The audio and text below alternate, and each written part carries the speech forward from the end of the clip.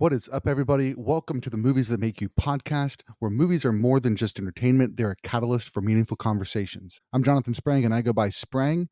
And most weeks, we dive into movies to watch in preparation for the new releases hitting theaters. But we don't stop there. We explore the morals, the deeper ideas, and the life lessons that these films have to offer. This week, we're going to be gearing up for Gladiator 2. In order to do that, we watched Gladiator and Spartacus. I felt like one movie wasn't enough to get us in the world and get us in that mindset. So I wanted to watch one that had a similar character like a gladiator that rises up to be honored and revered by the masses. Good movies, great conversation with Kristen and I, so I hope you enjoy the episode. You can follow our movie journey and join the conversation on Instagram at Movies That Make You, and check out our lists on Letterboxd at I Am Spring. You'll find the movies that make you laugh, the movies that make you cry, the movies that make you scream, and everything in between. We love hearing from you, so drop us a message and let us know what movies have made an impact on your life.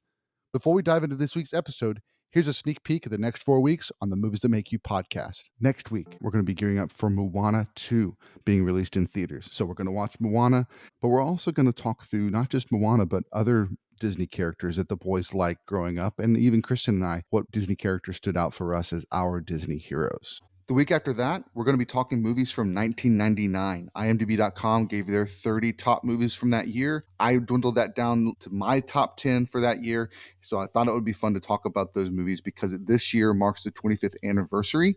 But I also thought it would be fun to talk about it with someone who was actually born in 1999. My 25-year-old nephew, Scott, is going to be joining us for that conversation. So if you were alive in 1999, you don't want to miss that one. The week after that, we've got Sonic the Hedgehog 3 coming out. So we're going to gear up for that by watching Sonic 1 and Sonic 2. This is one of Connor and Zeke's most anticipated films. It was on their top 5 most anticipated list that we did at the beginning of the year. So we're going to have a blast with that one. The week after that, we're going to be gearing up for Mufasa. This is a live action, well, as much as you can with CG, telling of the origin of Simba's dad, Mufasa.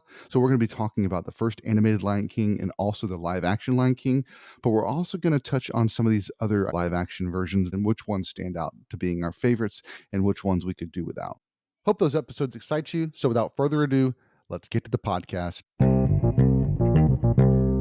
We are back with another episode of the Movies That Make You podcast. I am Sprang, and I'm joined by my lovely wife, Miss Kristen. Hey guys, what's going on? Good to have some fun on the podcast. We've got a couple of good ones. Last one you and I did together was the top 10 horror films, so that was a lot of fun. Yeah, so much fun. The one that posted last week was Wizard of Oz podcast, which was a really great one with Graham and D-Daddy visiting and all that stuff. So lots of fun conversation there. Today, we are going to jump into Gladiator 2 prep. So as you guys know, if you've paid attention at all to the podcast, we release these episodes based on movies that are coming out in the theaters. Most of the time, that's what we're shooting for. Is kind of like how if this movie is coming out, I want to go see it. What do I need to see before we see it? And sometimes that means you're watching a whole series. Like it's Marvel. Yeah. Welcome to 23 movies, Kristen. Exactly. You know, hey, this movie's coming out. You got to watch all these. With Gladiator 2, it's only the second movie to come out. So to just watch Gladiator didn't feel like it was enough to like get us in the world that is that barbaric Colosseum gladiator fighting world. And so I had the idea of pulling in a movie called Spartacus, which is a 1960 film by Stanley Kubrick. So we're going to talk about both of those because they have similar concepts. It's similar scenarios in that there's someone who's kind of down in the bottom of the rung of things, and then they rise to the top of things. And then it's also the gladiator theme of these movies. So that'll be kind of fun to get into. Stanley Kubrick directed The Shining. He's directed other movies as well, like Full Metal Jacket, Eyes Wide Shut. He's got a great catalog of films. It's just kind of fun. We just watched The Shining with Jacob, and then we just watched Spartacus with just the two of us. So it's kind of fun to touch on a couple of his movies. So what initial thoughts before we jump into the movie's deep initial thoughts of Spartacus? You're like, what are we doing? How's life? I was prepared for that question. I'm like, hold on.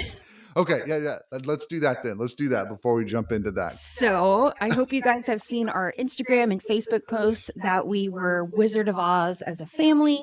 That was just so much fun. And Connor created his own Tin Man costume, looking like Fallout, and then I got to be Dorothy. I mean, not a character that I always wanted to be, but just as a family, it's just so fun that we all got to do our own thing. Jacob was the scary scarecrow. I mean, his mask was just wicked. Mm-hmm. Zeke did the best lion portrayal, the scared lion. His pictures just captured it. Yeah. And then Jonathan with the Oz. So Yes. Yeah, you had gotten me some of the costumes items from like Goodwill. Goodwill, yeah. So you found me some green pants and that were kind of really big and had the pleats in them and stuff. And then you found me a green dress shirt. And then I was like, oh yeah, I'll just wear one of my vests from my suits. And then when I was sitting there, I was like, well, I mean, I probably have a green tie. So I go in there and I find a green tie back when I used to wear suits to church and stuff. And then I'm like, well, I probably have some nice shoes. I've got a nice belt. So I was like really looking like my mom basically was like, look like you were getting ready to preach. But then I had to throw my little spin on it. And I had to put glasses on. And then you wrote a lightning bolt on my forehead like Harry Potter because he's a wizard too. And then I asked you to write an O next to it so it looked like Oz was on my forehead. So it was a mashup. I was trying to be clever, but yeah. You're a wizard, Oz, So like next level folks could get it. Yeah. I personally didn't, but that's fine. It was funny because we walked by one house and the guy was like, "Oh, we love Wizard of Oz. Who are you?" I'm like, "What do you mean? Who am I? Like, I'm an old dude that's dressed in a suit. Like, who else is that going to be?" Oz, hello. Yeah. So that was kind of fun. But that was all. Oh, and then Leia was the Wicked Witch, but she did not keep her little hat on. Yeah, but she got her black shirt on for the picture, so we got enough. But she was good. Yeah, she just for the picture. Connor did the same thing. His costume fell apart while he was putting it on because made of cardboard and tape. But so proud of him because I knew that he would enjoy doing something like that, and so we had kept cardboard boxes for months. It felt like, but it was just like a few weeks stacked in our dining room until he was ready to build. So he had enough cardboard to build something. So yeah. And then he put it on upstairs, and then he's walking down the stairs. I'm like, buddy, like it's gonna fall apart. Teenage brain, guys. They just they didn't always think it through, but yeah, it was good. Yeah. I'm super stressed out. I've got side projects that are going on, and but they're all coming to an end soon. And so there's like this light at the end of the tunnel. So I think that's also why I'm getting that like senioritis, where it's like, all right, we're close to the end, and I'm still like having to do it, and it's like, can I just be through this part of my my life? But we added all these side projects to try and help supplement some income that we were losing from our main jobs. But now the main job is kicking back in, so we don't have the energy and time to kind of put into these side things. So it'll be nice to wrap those up by the end of the year. I'll be down to the one job and the podcast. So that'll be fun. And then I'm still a certified trainer. So if y'all need any tips or tricks, reach out. But I am just going to be a backup coach at my coaching job. So I'm excited about that. I'll still work out with the members just because we've built that relationship. But just be nice to be here in the evenings with the family. Yeah, for sure. I've been dad of the year, cooking dinner, making sure everybody's bathed. Yeah. Taking care of things while she's been coaching, but it's fine. Everybody does good. I don't have to get onto them too much. So too much. Yeah. The only night that we have them, all four of them at the same time, is Thursday nights when we're doing the podcast or we're watching a movie. So it's easy. Like we have programming to keep them out of trouble. Energy. Yeah. Wednesday nights they go to church. So it really hasn't been a bad thing. It's just, it'll be nice to have you home for sure. Because I was even looking at the schedules and just going, oh no, Kristen's going to be here. Like cool. Yeah. Very good. So are you now ready to talk about the movies? Yeah, let's talk about the movies. And I think I do want to start with Spartacus. We just watched that a couple nights ago. Because that's definitely not leading into Gladiator 2, but it kind of sets the scene for what to expect. And I would say that this is a fairly well-known story, and I'm not exactly sure if it's a true story. I didn't do the research on that, but it was funny because when we brought it up with the kids that we were going to watch this movie, Colton was like, "Well, I know Spartacus." And we're like, "Really?" He's like, "Yeah, he raised up an army of gladiators and like took down people 300. And I was like, so I don't know if he was getting that confused with like Sparta. That's what it is. Okay. That he was confusing the 300 story, which is a true But, story yeah, I of mean, Sparta. and it Yeah. was still the uprising Yeah. and then going against, but, I mean, he was still pretty dead on with Yeah. the Yeah. Yeah. facts, With and so we both were like, "What? Okay." yeah. 12-year-old. Yeah. That was fun. You want to give us a quick little rundown of what set the scene for the story? Alright, so you are brought basically into the way that the world was the 1st century BC, where you've got slaves and you've got the owners of slaves, which are usually like in their type of a monarchy. There's this one slave named Spartacus who he kind of stood out because he had a good heart. He was helping out with the other slaves that one of the first scenes was one of the slaves was falling with this bag of rocks. And so he took off his own rocks, which I'm pretty sure is a punishable by death move, and went to help this other slave.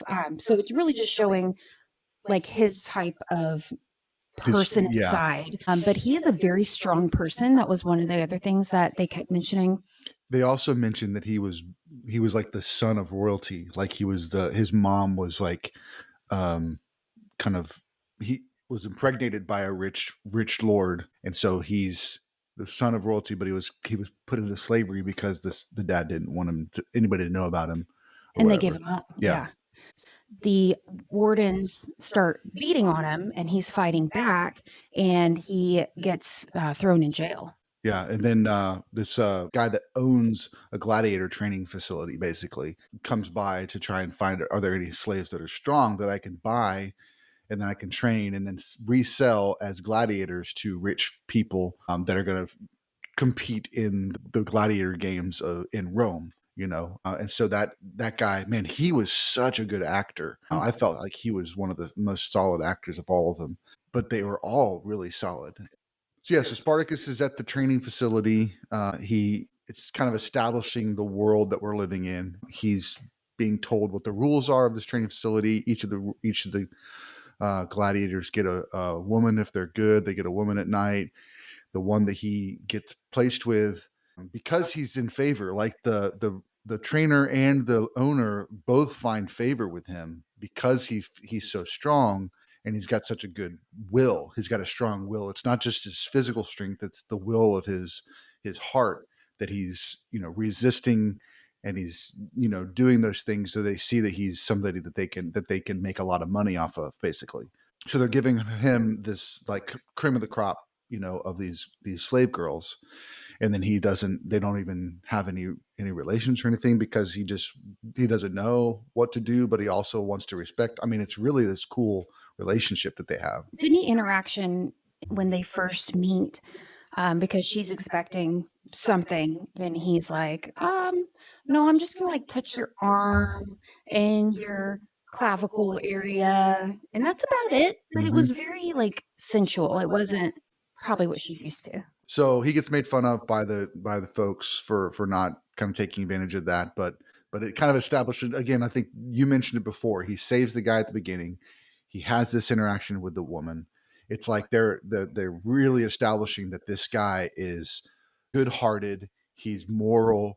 There's no reason why he should be in the situation that he's in because he's so good. He should have had an opportunity to raise out of this, but he's in the situation because of things against his or things out of his control. But he's a good person, so we should trust him.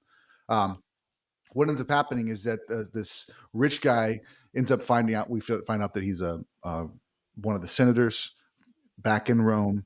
He and this other guy that he's working with, and he's kind of snuck him into being this kind of the leader of the army of Rome without anybody knowing. So he's like really backdoor twisted, like he's manipulating everything. They show up, and one of the rules of the gladiator training is that we don't kill people here. This is just so you can train so that you can go kill people somewhere else.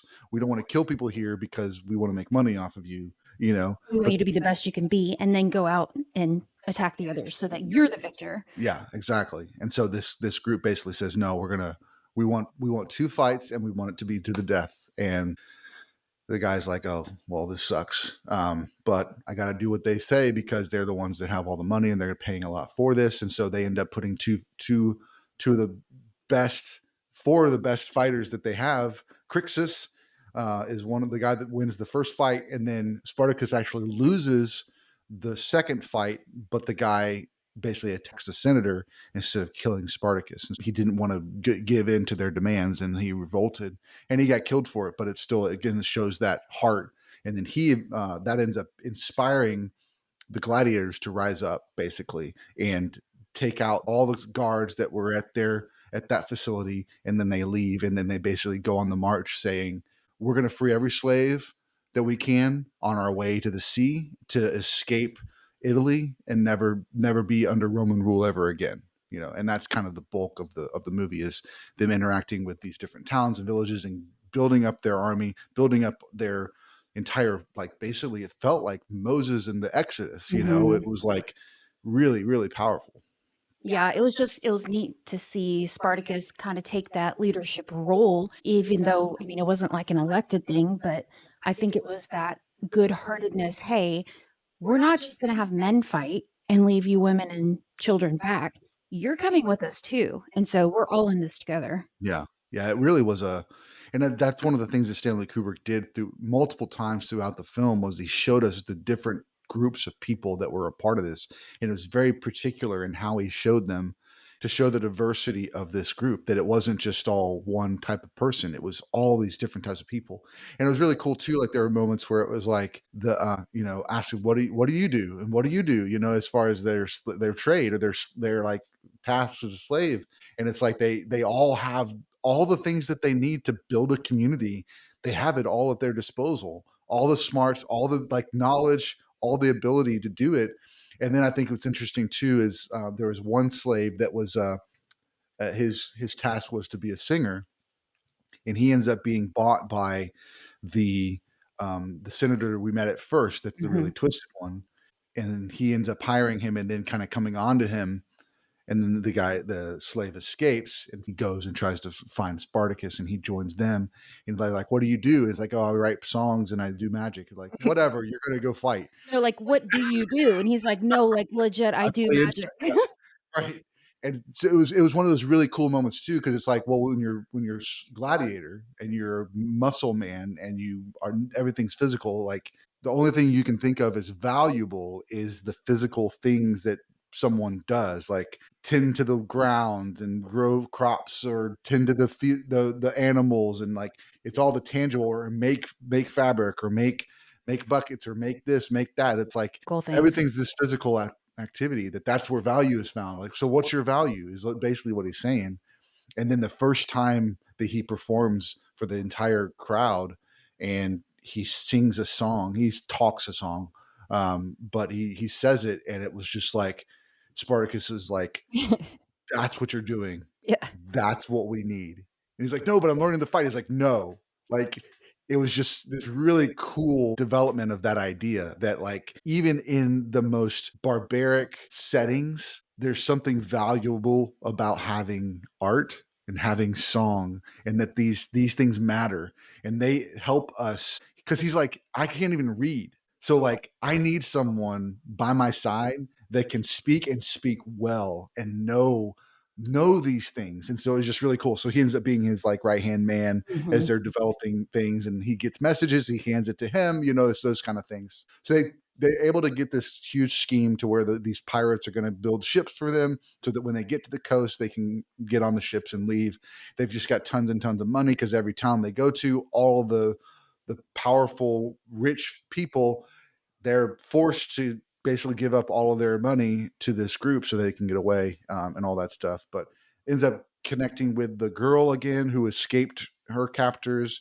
Meanwhile, back in Rome, one of the rulers is going against the senator we met, and there's just this kind of power play going on. A couple of really great actors there too, and there's all this power play around, being able to make sure that we keep Spartacus away and keep Spartacus down, but also they're trying to fight against themselves, and so they're manipulating the situation to send one guy out to battle. And it's like, oh yeah, I'm so excited to go to battle, and the senator's like, well, they're just doing that to get rid of you, so that you're going to get injured, you're going to get killed, and then I'm going to be alone here. And so it's just this really interesting political power play that goes on. So it's like two stories. It's like this Exodus story, and then it's like this kind of political intrigue in early Roman like Senate. So Yeah, the creativity and the tactics that they were all using, it really goes to show like how human nature is. And I felt like what they were talking about, even though we don't have those specific scenarios where we've got, Roman gods and slaves, it's still down to the core. Humans want power. They also want to do good. And so it just shows what drives you. absolutely. And that was interesting too, because they have the many gods. They have the pantheon of gods, like the Greeks did. They borrowed a lot of those gods from the Greeks and renamed them. But it was like all the senators were basically like, we don't believe this stuff, but we're going to act like we do because that's what's going to get us in office. And it's like that sounds very familiar. Yeah. So, but I thought that was really good. It ends up basically the senator that we met at first leaves office.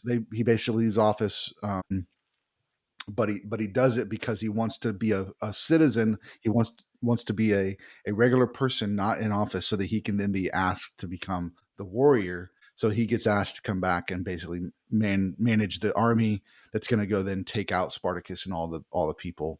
They find that they organize the different armies that were in battle to attack the one side of Spartacus, so they have to come to Rome. So they come to Rome, and one of the key moments and the key thing that stands out, the real turning point, is when they do get captured.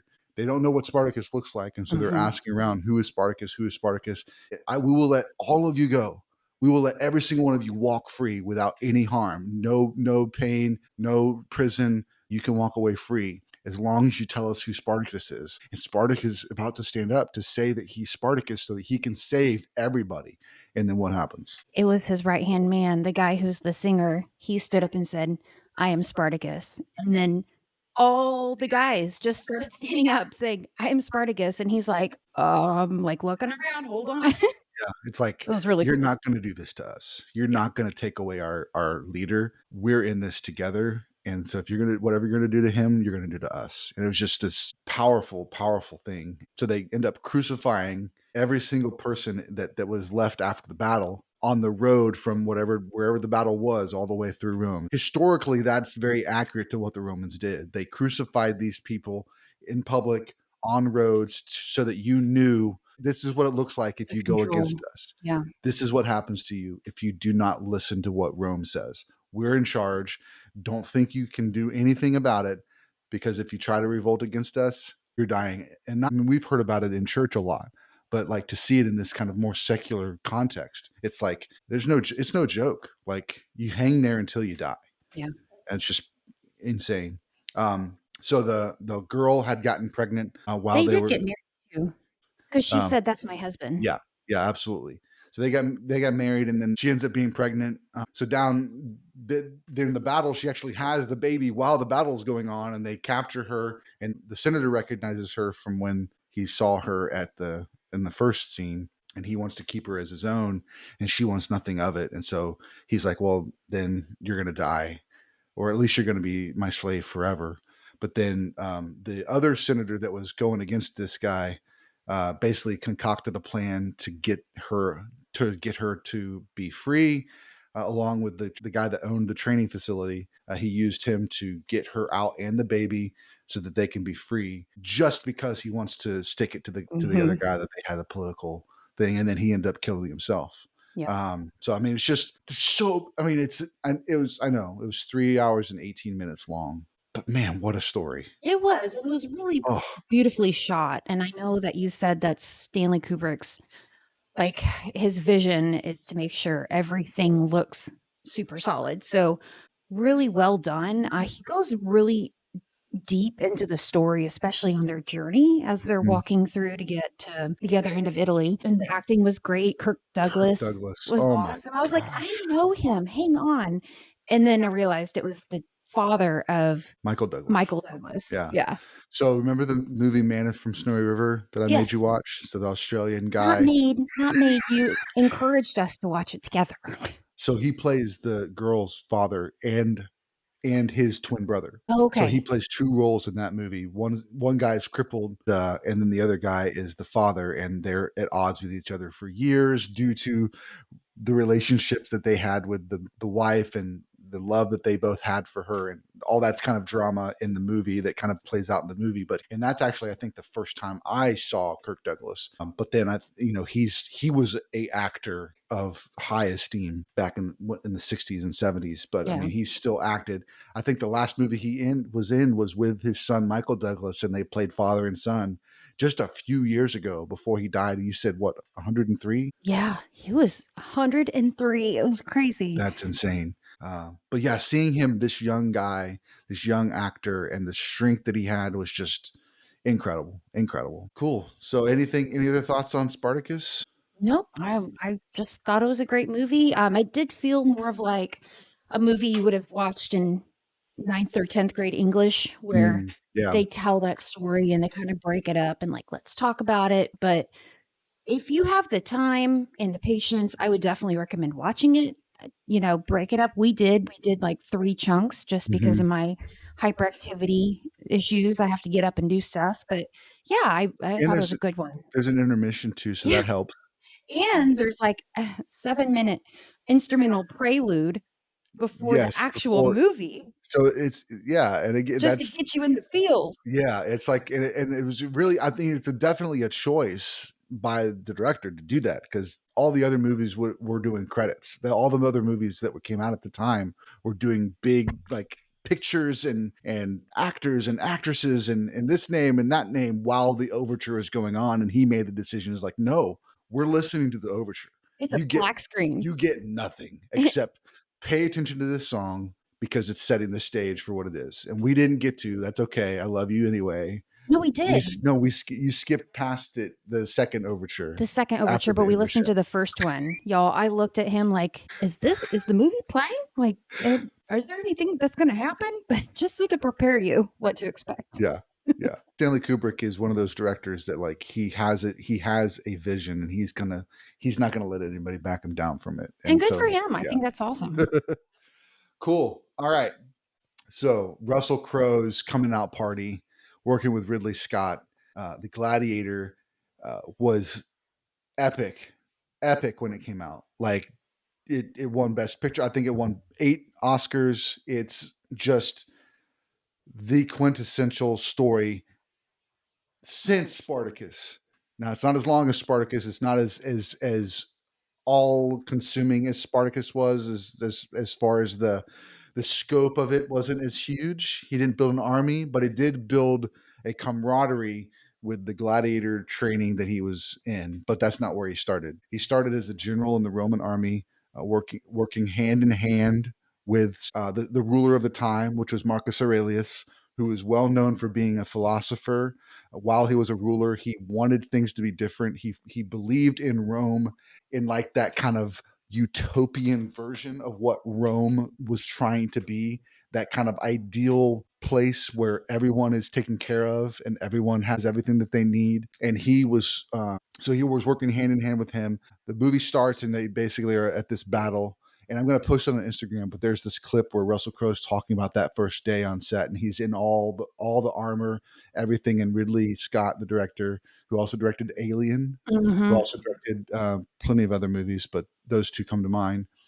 And he comes up and he says, "Okay, here's what I want you to do," and he like walks him through this very simple thing. I want you to do this. I want you to do this. I want you to do this, and then this, and then it brings you back to the battle. And he said, "I did it." And then he's like, "Oh man, we're gonna make some great movies." It's just like Yeah. so cool, and there is some language in it, so I'm gonna put a little disclaimer when I share it. But it's such a cool story because I think it just shows you like this connection and this Russell Crowe. Like we'd never seen him in anything else until this movie, and he comes on the scene and just blows everybody's minds. And that opening scene is stellar with just him interacting with nothing. It was with nature. He's like Yeah, out yeah, for just sure. walking in Yeah, tall grass, yeah. very opaque coloring. Yeah, yeah, absolutely. So it kind of shows that kind of opening scene. He's preparing for the battle, and they've got this plan, and they concoct this plan to take down the barbarian horde.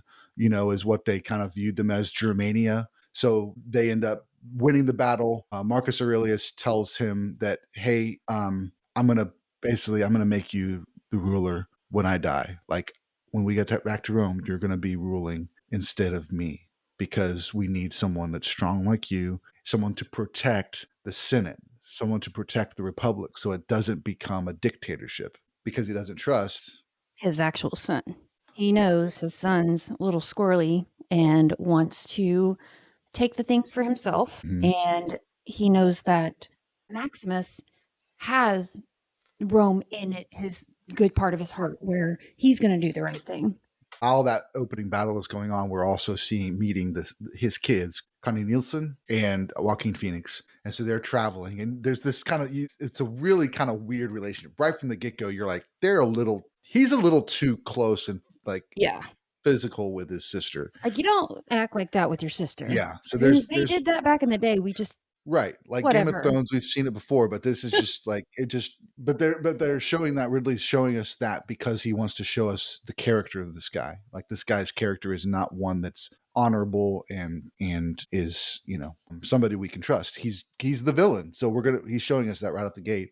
And then when Marcus Aurelius tells him, his son, that he's not going to be ruling, that Maximus is going to rule instead, he kills his father. Yep. And then he comes and tries to kill Maximus, and then all the other centurions that were basically the day before following everything that Maximus said are now turning on him because of simple thing, the power structure of the day. When you're in the army, you listen to the emperor and you don't have a choice. You don't have a say, no matter what you think is right or wrong or indifferent. When the emperor says it, you do it.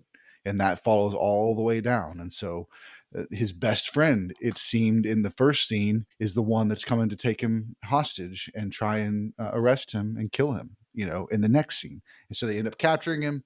They send him off in the woods to have him killed so that they don't have evidence in the town or in the place that they are. They can just say that he was killed in battle.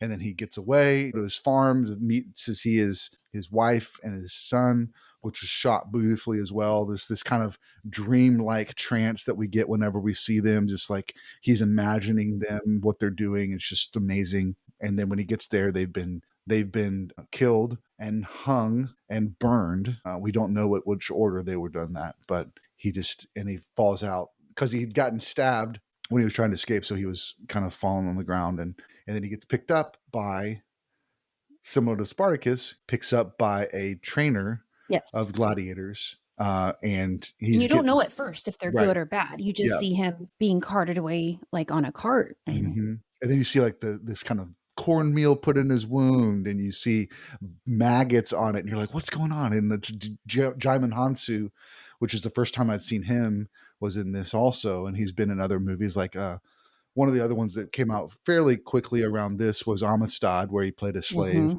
But then also more recently, he's played one of the pirates in Guardians of the Galaxy. So he's gone after Peter Quill and all the Guardians multiple times. So he's been in all those movies too. But yeah, I mean, just really solid performances from all of them.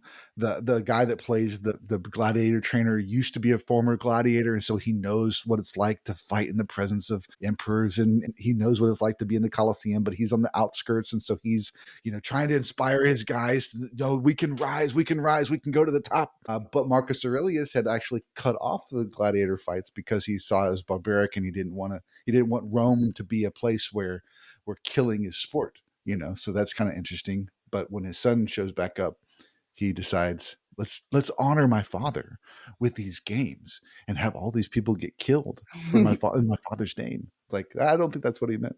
Yeah. Anything else kind of stand out about the story in Gladiator?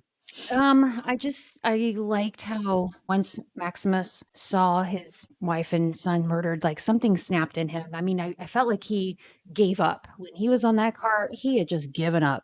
But as he started training, as he started having the men respect him and like building that teamwork, he started gaining strength, and he was like, no, I'm going to take down Commodus. Like, I'm not going to let him win. So his transformation throughout the movie was really, really cool.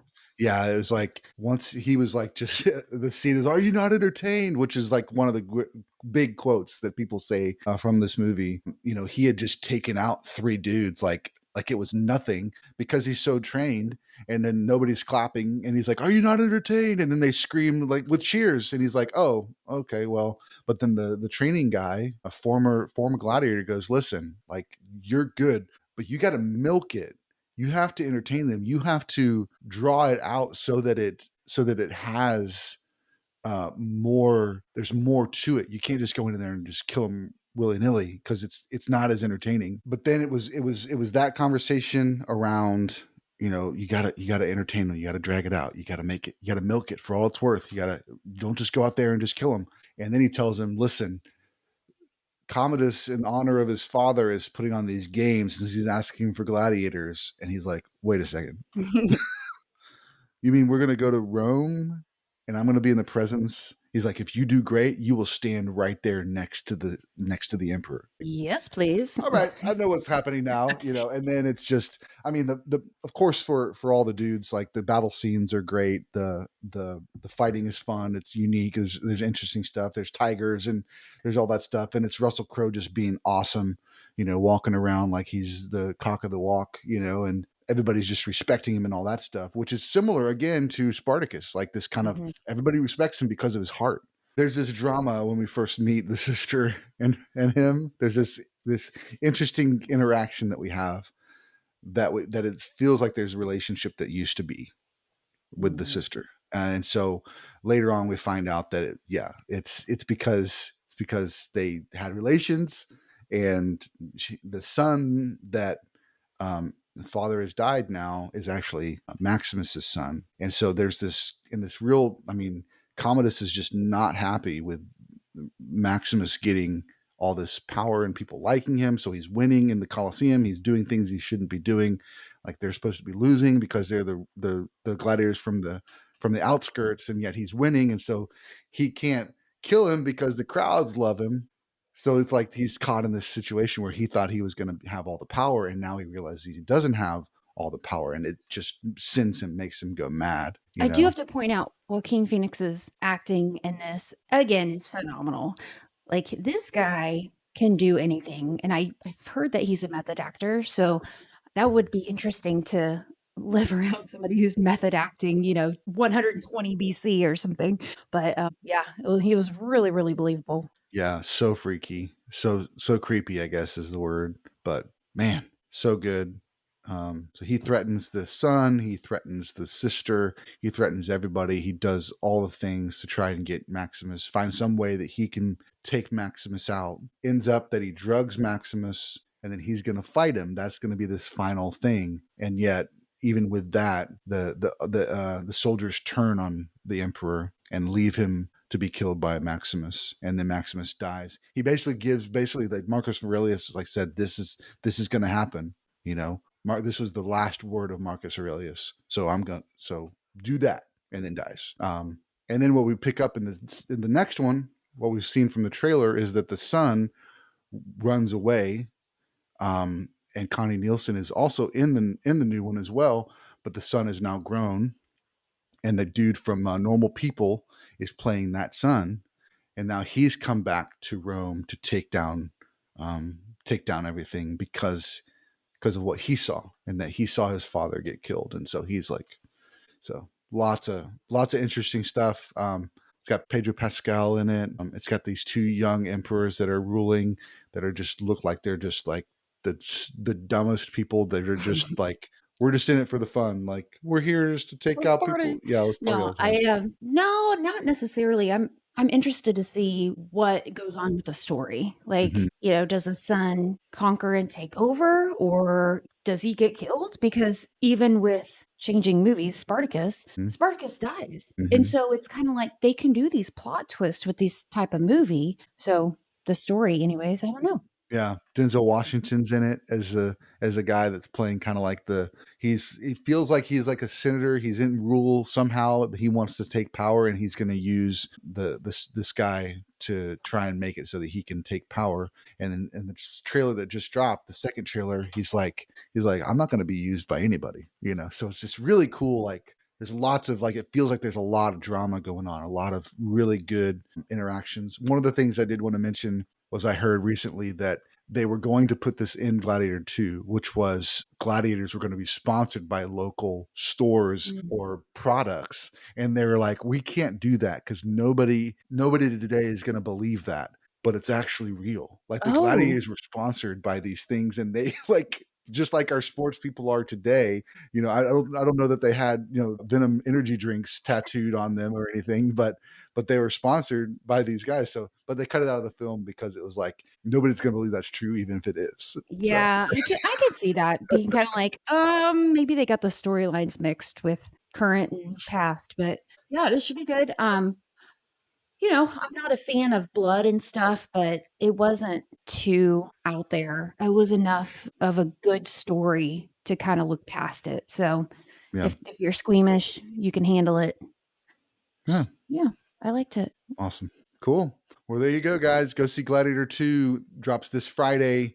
Be sure to like and comment on Instagram. You can find us there. Let us know what you thought of Gladiator. Let us know if you're going to go see Gladiator 2.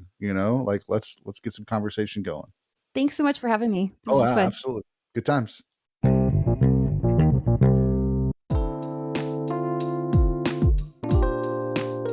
Thanks so much for listening to the Movies That Make You podcast, where movies are a catalyst for meaningful conversations. We hope you'll give us a like, a share. Let us know you were here over at our Instagram at Movies That Make You. And don't forget to subscribe so you never miss an episode. So until next time, keep watching movies.